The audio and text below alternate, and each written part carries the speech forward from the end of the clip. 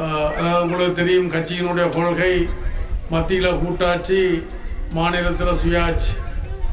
அந்த வகையில் ஆளுங்கட்சிகளோடு ஒரு பொறிமுறை ஒன்றை வகுத்து எங்களுடைய தேசிய நல்லிணக்கத்திற்கூடாக கடந்த காலங்களில் நாங்கள் பல பிரச்சனைகளுக்கு நாங்கள் தீர்வு கண்டிருக்கின்றோம். தற்போது கூட உங்களுக்கு தெரியும், நாங்கள் சிலிண்டர் சின்னத்துக்கு ஆதரவாக எங்களுடைய மக்கள் மத்தியில் வாக்குகளை கேட்டிருந்தோம். மக்களும் ஓரளவுக்கு எங்களுடைய கோரிக்கையை ஏற்று அதுக்கு வாக்களித்திருந்தார்கள்.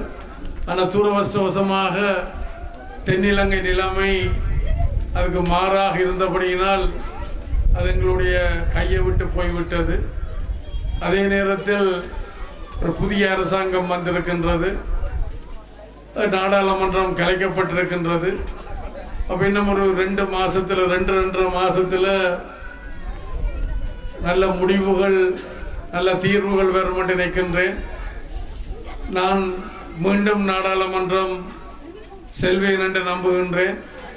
அந்த வகையில் அப்படி செல்லுகின்ற பொழுது நிச்சயம் ஆட்சியில் இருக்கின்றவர்களோடு கலந்துரையாடி, நான் ஆரம்பத்தில் சொன்னது போல மத்தியில் கூட்டாட்சி, மாநிலத்தில் சுயாட்சி, அதே நேரத்தில் எங்களுடைய தேசிய நல்லிணக்கம் காரணமாக தென்னிலங்கை அரசுகளோடு எங்களுக்கு ஒரு நல்ல உறவு, ஒரு பரஸ்பரம் உறவுகள் இருக்கின்றது.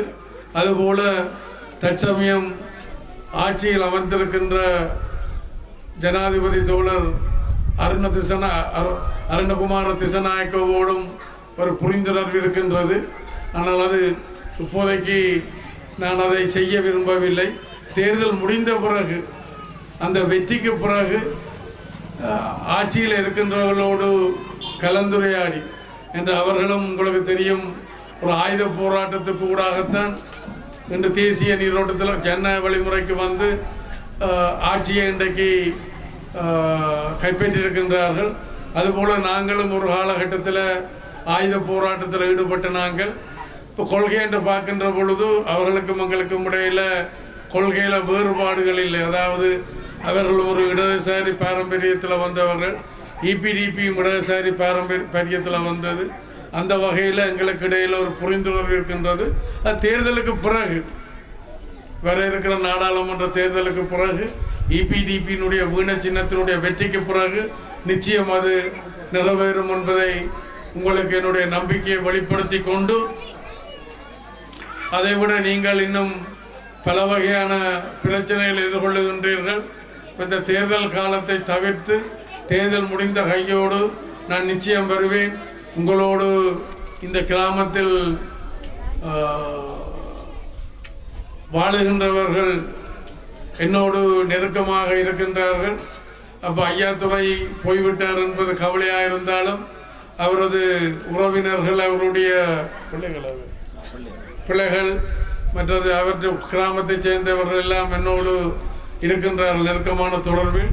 ஆனபடினால் இந்த தேர்தல் முடிந்த கையோடு வெற்றியின் பின்பு நான் மீண்டும் உங்களை வந்து சந்தித்து சம்பந்தப்பட்ட அதிகாரிகளையும் கூட்டிக் கொண்டு வந்து உங்களுடைய அந்த பிரச்சனைகளை தீர்ப்பேன்.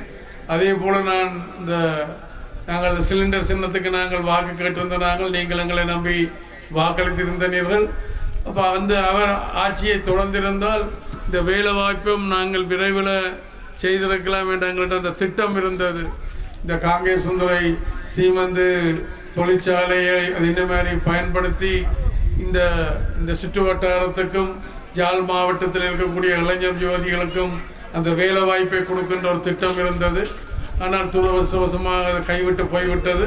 இருந்தாலும் மீண்டும் விக்ரமாதித்தன் என்ற வகையில் நான் உங்களுடைய நீங்கள் எதிர்கொள்ளுகின்ற பிரச்சனைகளை தீர்த்து தருவேன்.